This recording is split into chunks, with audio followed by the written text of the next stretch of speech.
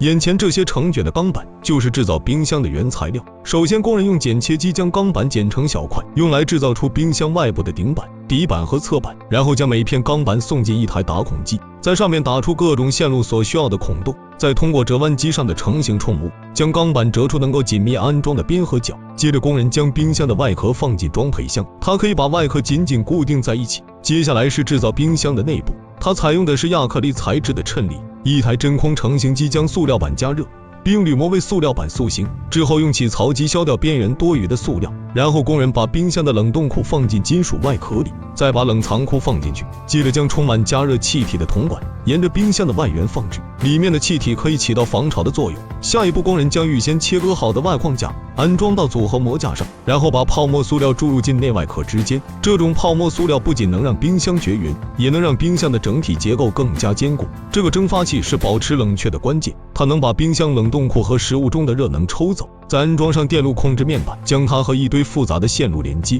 冷冻库安装完成后，现在正在安装的是冷藏库的蒸发器，之后是装上冰箱门。在冰箱上的2台压缩机会将液体和气体打入内部的不同管路，这个零件是散热器，它会排出从食物中收集到的热气。接着工人装上膨胀阀，它能让加压的液态冷媒膨胀成冰冷的气体，再流经冰箱的管路来吸收热气，然后将铜管焊接到压缩机上，后面会在管子里面装满冷媒，再安装上临时结合的气阀，让机器可以填装惰性气体来检查是否有漏气。工人接上软管让气体流入，并用工具检查铜管有无漏气，如果有漏气，仪表上面的数值就会超出特定范围。冰箱的冷藏过程发生在蒸发器线圈里的冷气将冰箱内部热能抽出时，压缩机会将气体变成液体，而散热器则排出收集到的热气，然后液体再经过膨胀阀又变成冷气，就这样一直重复这个循环。随后工人用喷枪将气体冷媒注入到每根管路中，同时焊接管子的末端使其闭合，给冰箱装上门把手后，